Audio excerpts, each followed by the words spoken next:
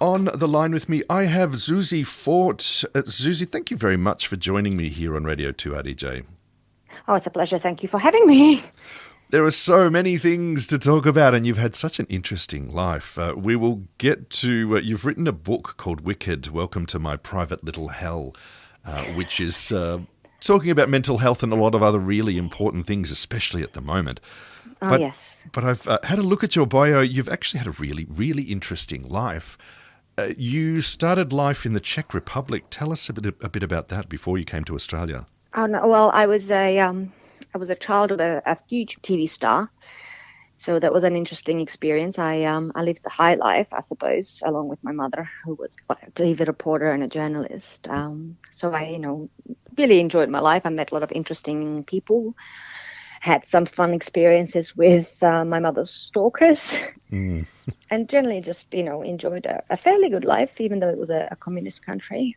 But eventually all of good things have to come to an end, as they say. And my mother, I suppose, lost the favor of the government and lost all her work. And my brother was not allowed to play tennis. He was a tennis player at the time, a very talented one. And so the decision was made that we would escape, which we did. And how old were you at the time? I was 13 at the time. So we had to go to Austria, and there we went to a camp, a refugee camp, where we stayed for almost a year at different places, obviously, but, spent some time in what they called the quarantine while they checked that we were not criminals running away from justice. Mm-hmm.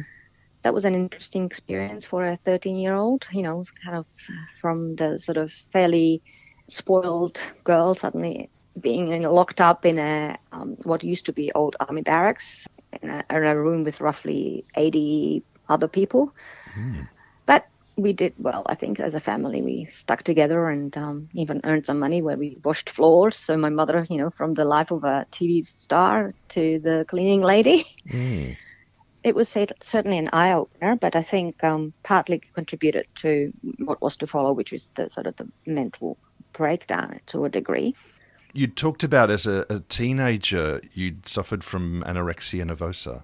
Yeah, and I think that's kind of where it started, really, because I think what happens with something a lot of people don't, I think, grasp about anorexia or an eating disorder. It's not so much about looking good, or it can start off that way, but it's really big when things in your life, events in your life, are completely out of control, out of your control. And sort of to regain a sense of control, you start controlling the only thing you can, which is you and your eating habits, your exercising, and all of that. So I think that's where I suddenly got into the whole, running and watching what I eat and how much I eat, when I eat. It was just to get some sort of sense of normalcy, I think, sort of routine. And unfortunately, it kind of got to a point where it wasn't even about looking good, because by the time I was fully anorexic, I wasn't an attractive individual. I hardly had, I've lost most of my hair. I was as skinny as a skeleton, had bad skin, bad teeth, all of that. But it's more about, I think, trying to disappear or become invisible. It's like you don't want to be seen, you don't want to exist, you don't want to attract any sort of attention. So it's like you literally want to become invisible. And I think that's where it started, kind of, because when, it is a shocking experience to be a refugee, and, Austria is supposedly a country that's civilized, but they still do look down on refugees. And so you do feel like a second-class citizen. So, yeah, I think that's where it started, that sense of control, the need to have control. How old were you when you finally talked to someone about it or got help about it?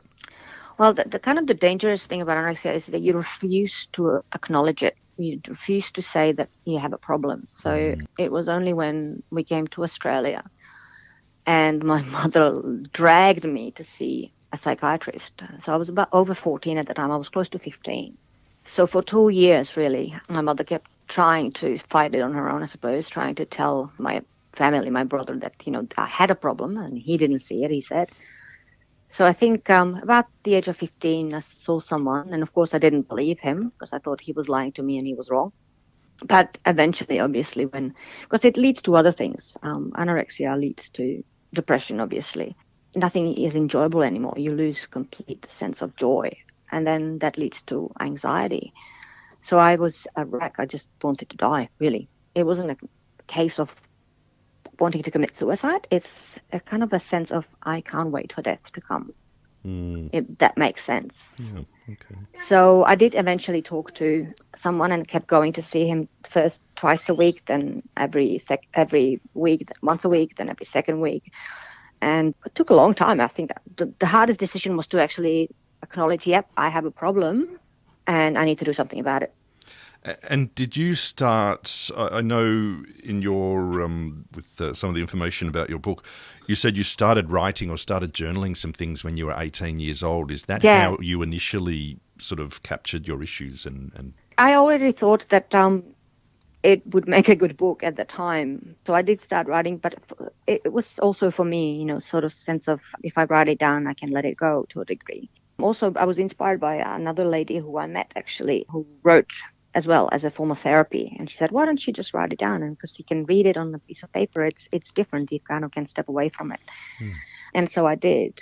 And I also thought it'd be interesting to write about my journey, through the refugee camp and all of that. So I included that in the book, because what I've done is the book is written as a diary, which I didn't keep a diary of the whole process, but I did write it as a diary because I wanted to show the dangers of anorexia, which is how it sneaks up on you, that you're not even aware that it's happening. So you see the main character, which is me, at the beginning being a completely normal, if somewhat crazy little kid who likes to act, who likes to do drama, put on shows, and, is very much out there, very much an extrovert. And then suddenly she turns into this introvert who's refusing to talk to her family, refusing to get out of the house, refusing to communicate with the world completely. So that's why I sort of wrote it as a diary. But for me, it helped me actually to write it, I think, just to kind of let it go, finally. Yeah.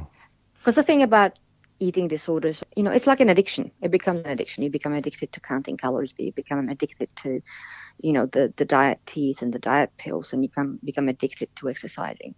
It's never really completely gone.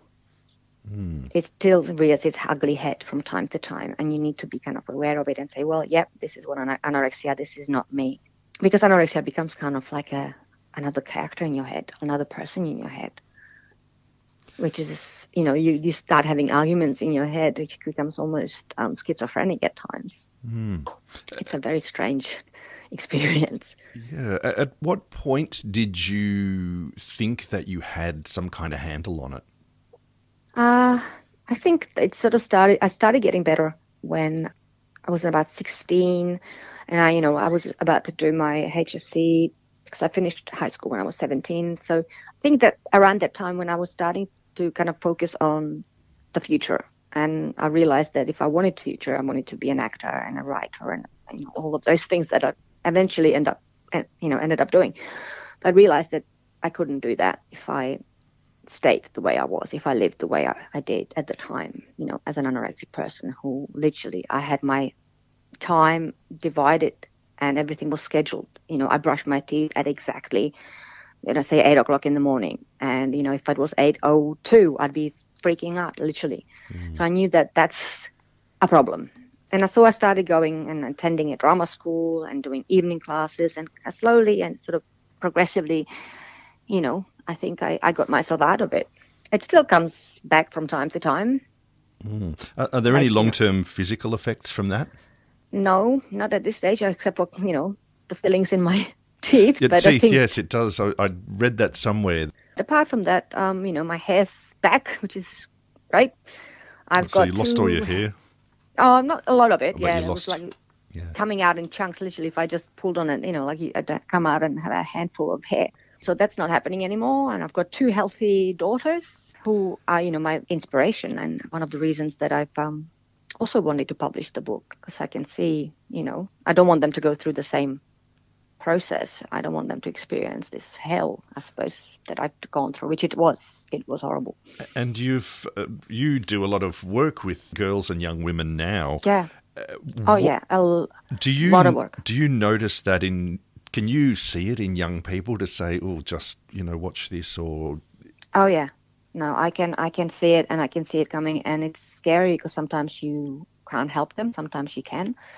Especially, I've noticed it now because I teach a lot of them online, and because of the lockdown, and I've noticed it that it's likely getting worse because there's, again, this sense of things are happening in their lives, particularly with kids. I find it, and teenagers, hormones are kicking in as well, Yeah.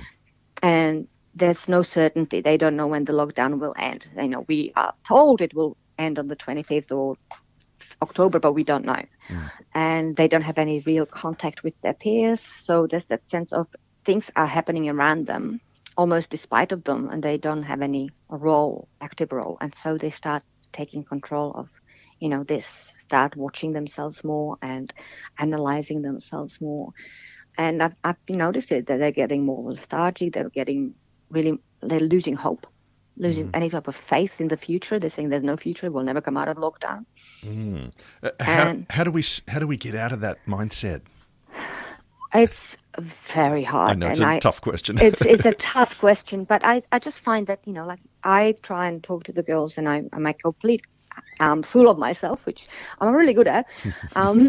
So I try and make them laugh, and I try to make them see the good things in life. So we do all of those positive kind of affirmations, and we say, okay, well, because it's an acting class, a lot of the time we have a role play, and we have things. Or when in public speaking, if I teach public speaking, we'll say, okay, well, what are the things that you're gonna do when we come out of lockdown? Think about it, be as crazy as possible. What are the things you're grateful for? But I think they just appreciate the fact that sometimes all I do is listen, and they talk, or then sometimes we just communicate. We have a normal conversation where we talk about events in their lives, or we just, it's the contact. I think that they can't lose contact with each other, but it is hard. It is very difficult right now.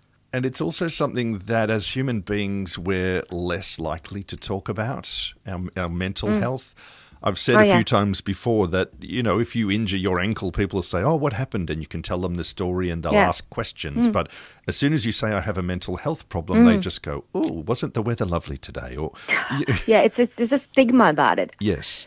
And it's very hard to bring up sometimes. And I find a lot of parents don't want to hear it also, that, their kids might be going through some tough times, and it might be a good idea for them to see somebody.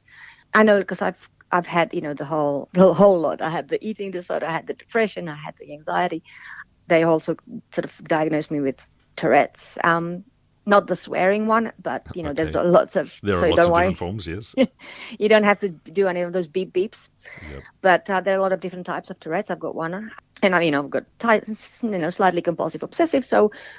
But those are things you can learn to live with, and we should be able to acknowledge it, and we should be able to talk about it. There's nothing wrong with it. It's a condition, medical condition, just like diabetes that you might be born with, and you can live with if properly addressed. And that's why I'm talking about it now, because I think as being a parent as well, we need to acknowledge that these are difficult times. My daughter, the older one, had felt the need to go and consult someone as well, and I said yes, okay, because I realized that she can't. Sometimes it will hurt. You think, why can't she talk to me? But of course, she can't talk to me about me. Yes. Right. Yeah. That would kind of So, and I could potentially, as an overprotective mom, probably be part of the problem. So it's okay, and that doesn't mean that we failed as parents. It doesn't mean that we're doing the wrong thing, but. Well, in fact, quite the opposite. As long as they're wanting to talk to someone about it, I think that's a really mature thing. I'm very glad that she had done so, and she continues to do so, and she's very, very, very, satisfied and happy, I think. And I think that's what we need to acknowledge, that, okay, this is normal, and we need to talk about it. And I think it needs to be addressed, and there needs to be an awareness of this. So I think that's something as well that people kind of say, oh, well, just eat. And it's not about that. And that's the thing with depression as well. Some people say, well, just snap out of it. Get over it. Yeah. You'll be right.